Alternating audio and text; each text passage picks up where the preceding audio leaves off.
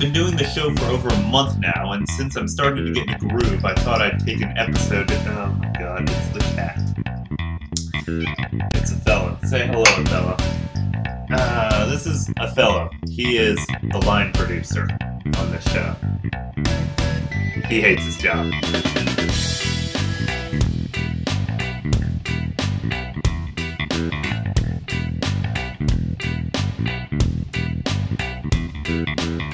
It's time again for another episode of the podcast of interest to no one in particular. I happen to be no one in particular, and that's why I get to sit in the chair right here. This is the first episode since the Thanksgiving holiday, and I hope everyone that celebrated it had a great time. I, for one, always appreciate any opportunity to reconnect with friends and family, spend some quality time together, and, of course, do jell-o shots like you're serious about it. After a couple of great Thanksgiving dinners with my family and then the in-laws, the wife and I headed up to the North Carolina mountains to cut down a Christmas tree.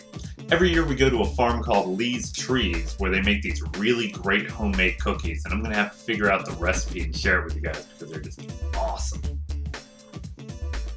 Anyway, I've been doing this show for over a month now, and since I started to get into a groove, I thought I'd take an episode to share what I've learned so far and where I'm headed. I've never found a great how-to video on podcasting, so maybe this will help anyone out there who's thinking of taking a crack at it. The first step is to come up with a topic you're knowledgeable about. You can change it later if you want, so don't agonize over this too much. The important thing is to have some kind of focus so you don't just end up with some insufferable, random, pointless blog. Next, figure out what equipment you'll need. Podcasting can be done with very little equipment, as it turns out. I do this one with a consumer-grade PC, a medium-grade webcam, and the Adobe Production Suite software. Now, granted, Adobe software is pretty high-end, but you can perform basic editing with Windows Movie Maker if you have to.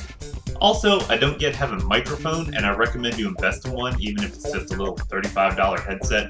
Good audio is crucial and something I intend to work on soon. As far as distributing your show, I currently just upload mine to YouTube, but there are a lot of different ways you can get your show out there. iTunes is probably the biggest marketplace, and I hope to make the show available there as soon as I get my website up and running so I can post videos for download. Speaking of websites, Bobcast.tv is currently under construction, but I hope to have it up and running by the beginning of the year. I recommend you come up with a website for your show as well. It doesn't have to cost a lot or be really elaborate, but it's a good idea to actively control your show's presence on the internet, and having a homepage is a great place to start. There are a lot of things I'm still learning about podcasting. I'm still in the process of designing my website, I'm still working on motion graphics and sharing project files between programs. Rendering and compressing final video has always been a challenge for me. I'm still trying to learn how to record Skype calls so I can do interviews as well, so that'll be nice once I learn that. It's a process.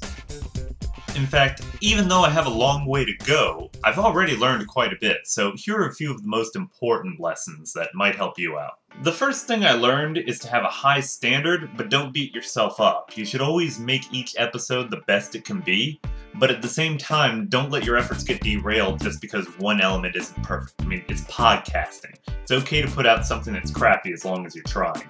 Another bit of advice is don't be afraid to change things up if you have a better idea. Podcasting is a flexible medium, and it's silly to get married to an idea or format that's just not working.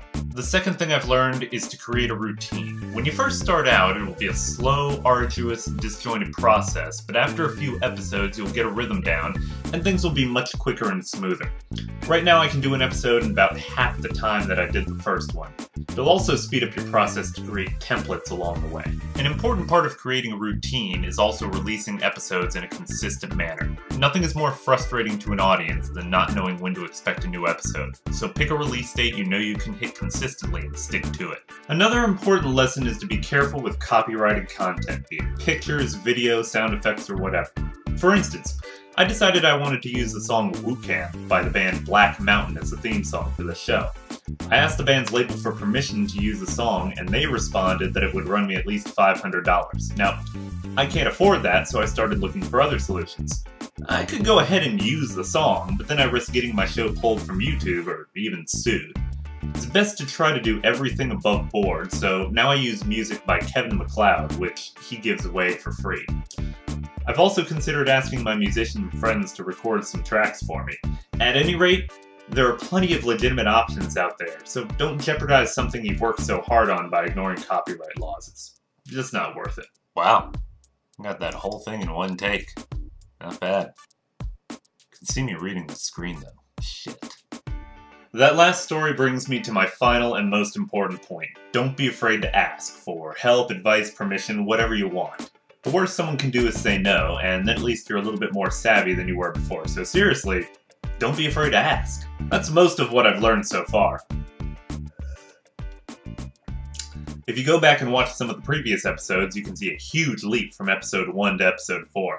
I hope to continue making visible improvements, especially once 2013 rolls around and the website goes up. Hopefully you'll stick around and check it out. Since we're in the Christmas season, next week I think I'll share a recipe. I mean, why not? The holidays are about good food. So, take it easy and I'll see you next week.